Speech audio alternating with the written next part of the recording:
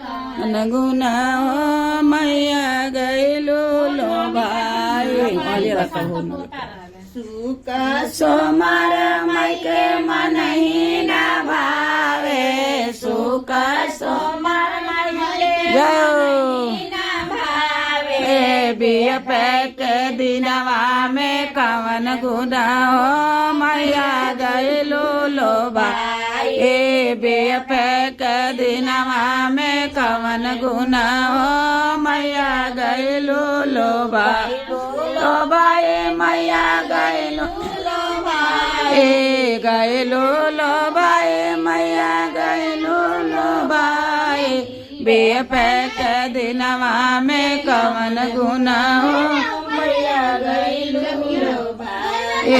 बिया पैक गुनवा में कवन गुना हो मैया गैलू लो भाई मनही न भावे हरिहर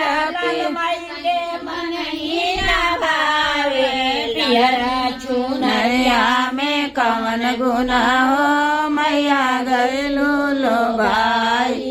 पियर चुनरिया में कवन गुना हो मैया गैलू लो भाई मैया गैलू लो भाई मैया गैलू लो भाई बेरे के दिनवा में कवन गुना हो मैया गैलू लो सोनवा का मई के मनही न भावे सोनवा के मई के मनही न भावे अढ़ौल के गुलावा में कवन गुना हो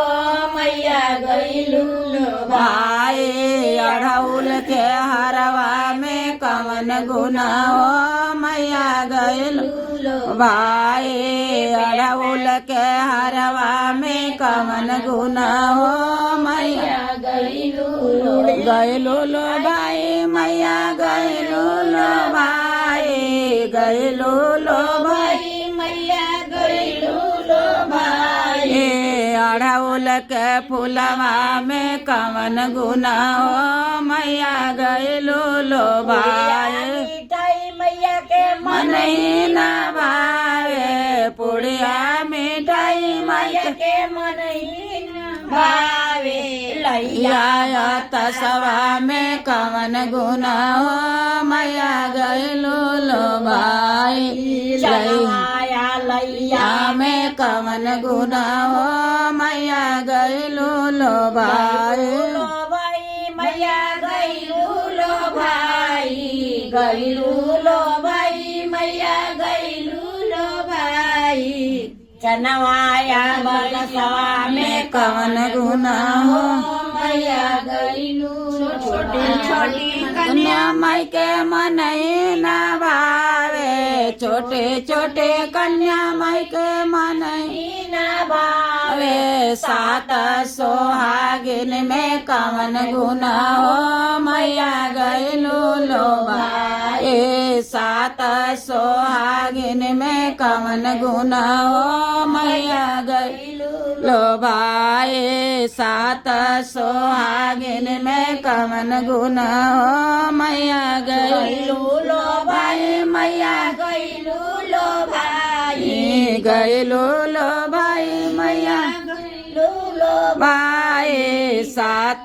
सोहागिन में कवन गुना हो मैया गैलू लो भाई सात के गुनवा में कवन गुना हो मैया गैलू लो भावा भजन मैया के मनही न भावे भावा भजन मैया के मनही न भावे भावा भजन मैया के मनही न भावे माई के पाचरवा में कवन गुना हो मैया गैलू लो भाई माई के पाचरवा में कवन गुना हो मैया गैलू लो भाई